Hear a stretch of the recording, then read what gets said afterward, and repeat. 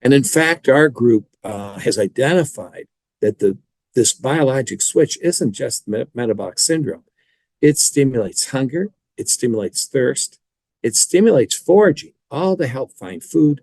It increases food intake through causing leptin resistance. It drops resting energy metabolism, so it doesn't affect the foraging. But when they're not foraging, they actually kind of become like couch potatoes.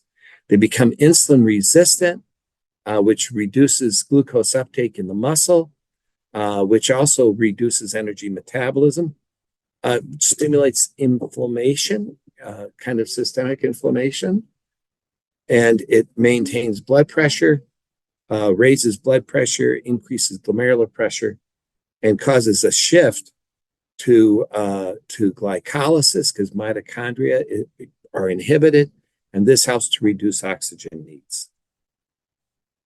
So the question is, how does fructose activate this switch? This is kind of the key figure. Normally, when we think about food, we think of it as providing energy. And energy we usually think of as active energy, or ATP. This is what the mitochondria make and which we use to do things. So the classic thinking is that when you eat food, you're replacing the needed energy in the body. So you bring up the ATP, and when the ATP levels become high, the excess energy goes to fat. And this is what everyone was taught. But actually, that is not how it happens. When you eat fructose, and this seems to be a specific nutrient that does this, it lowers the ATP in a cell. And it does that by suppressing the mitochondria. Now, when you have a low ATP, that is sort of an alarm signal. It only reduces it like 25%. It doesn't reduce it to a life-threatening thing that leads to fight and flight responses and starvation responses. This drops the ATP 30%. And it's like the light goes up on the dashboard that the fuel is low. And at the same time, it blocks the regeneration of the metabolism of fat to release ATP. So it creates a low energy state, a low active energy state. And then the calories, when they come in, because ATP is suppressed, they preferentially go to storing fat. It's a brilliant system. It's like an alarm system that makes you think you're low in energy, even though you have fat. And for example, this was a paper that it's not our group, it was another group, Lane's group.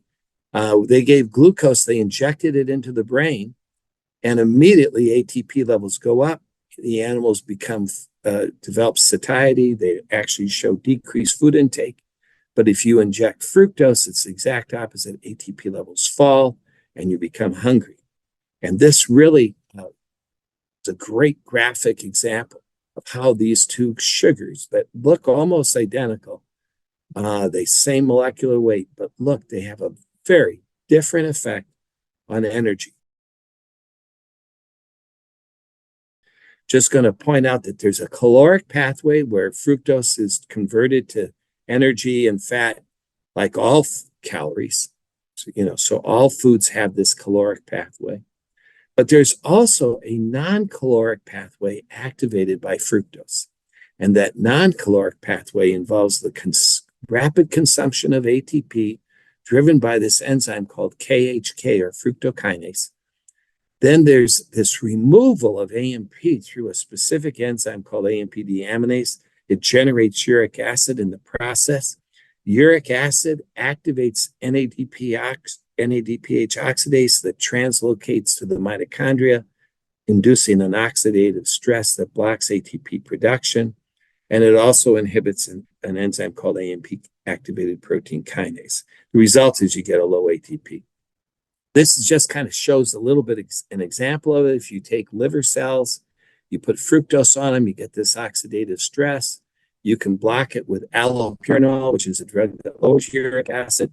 Some people think that xanthine oxidase produces it. Well, it does produce some oxidants on its own, but you can prove that it's the uric acid by adding back the uric acid, and you get that oxidative stress.